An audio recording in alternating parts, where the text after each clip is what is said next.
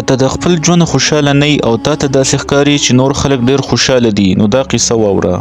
دا د یو کوچني میږي د چونټۍ قصه ده چې خوښۍ راز دپاره ټوله نړۍ وګرځوله، خو کوم جواب چې هغې وموندو تا به حیران کي. یو وړوکی کلی و چې د یو ونې لاندې یو میږی اوسېدو. دا به یوازې پاتې کېدو او ډېر زیات خفه و چې څوک مې تپوس نه کوي او زما په ژوند کې څه مقصد نشته. یو ماښام هغه په یوه تیږه ناسته وه او ژړلې. د هغه په خوا یو فقیر تېرېدو. فقیر ترې تپوس وکړو چې میږیه ولې ژاړې؟ نو میږي ورته وویل چې بابا زما هېڅوک تپوس نه کوي، د غمونو ژوند مې دی.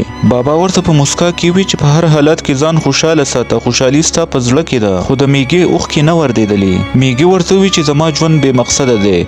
بابا ورته وویل چې ښه ته څه غواړې؟ که تا ته د ژوند مو قدر کړی شي نو ته څه خوښول غواړې؟ او بابا ورته په حیرانۍ سره کتل. میږي ورته زر وویل چې زه غواړم چې رنګینه پتنګه جوړه شم، ټول به ما ګوري او زه به ځاله په ګلونو ګرځم او خوشحاله وخت په تېروم. فقیر ورته وویل چې صحیح ده، خو زما یو شرط دی چې ته به د پتنګي خوا ته لاړ شي او د هغې نه به تپوس وکړې چې ته ولې خوشحاله یې. پس د دې سره میږي ټوپونه ووهل او په خوشحالۍ روان شو. او د دې سره میږي لټون شروع کړو د پتنګي. هغه یو ګل ته ولاړه پتنګه ولیده چې تپوس یې ترې وکړو. میږي ورته وویل چې ای پتنګیه ته څونه خوشحاله او څونه رنګینه یې، ټول خلک ستا په لیدو خوشحالیږي، ته به خامخا ډېره خوشحاله یې. پتنګې ورته جواب ورکړو چې نه خورې، زما ژوند ډېر سخت دی، زما ژوند یو څو ورځې دی او هر ټیم په دغه یېره کې یم چې ژوند مې کله ختمیږي. زه فکر کوم چې شهد مچۍ د ټولو نه خوشحاله ده، هغه شهد جوړوي، خلکو له ورکوي او په خپله ډېر ښکلی ژوند تېروي.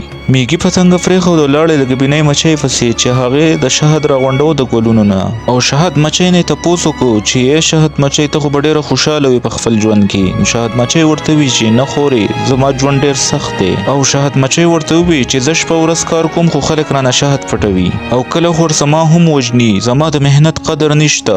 او زه فکر کوم چې خرګوش د ټولو نه خوشحال دی ځکه چې په ځنګل کې آزاد ژوند تېروي. میږی ځنګل ته لاړې او هلته یې خرګوش ولیدو چې ډېر خوشحاله و. او میږي خرګوش ته وویل چې ای خرګوشه ته څومره خوشحاله یې، په ځنګل کې آزاد ګرځې. خرګوش ورته غوږونه وړخول او ویې ورته چې نه خورې، زما ژوند ډېر سخت دی، زه ډېر په یوې ورځ لږ خوراک پیدا کوم او د ښکاریانو نه ځان بچ کوم. او خرګوش ورته وویل چې زه فکر کوم چې مرغۍ د ټولو نه خوشحاله دي چې آزاد ژوند کوي او په هوا کې الوځي. بس د هغې سره میږی سیده لاړو او یوې ونې ته چوت وختو. او میږي مرغۍ ته وویل چې ته خو به ډېره خوشحاله وي، آزاده الوځي او ښکلې نارې وهي.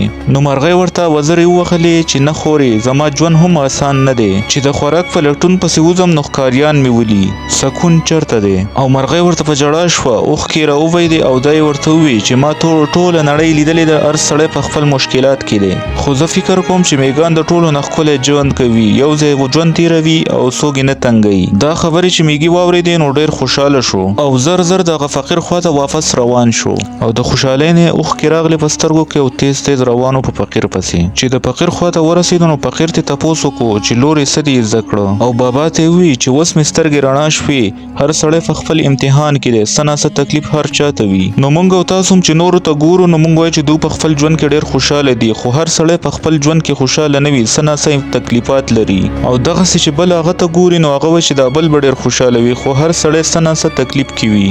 په دې قصه کې زموږ دپاره دا سبق دی چې د خپل ژوند سره مینه پکار ده او موږ له په هر حالت کې د الله پاک شکر ادا کول پکار دي.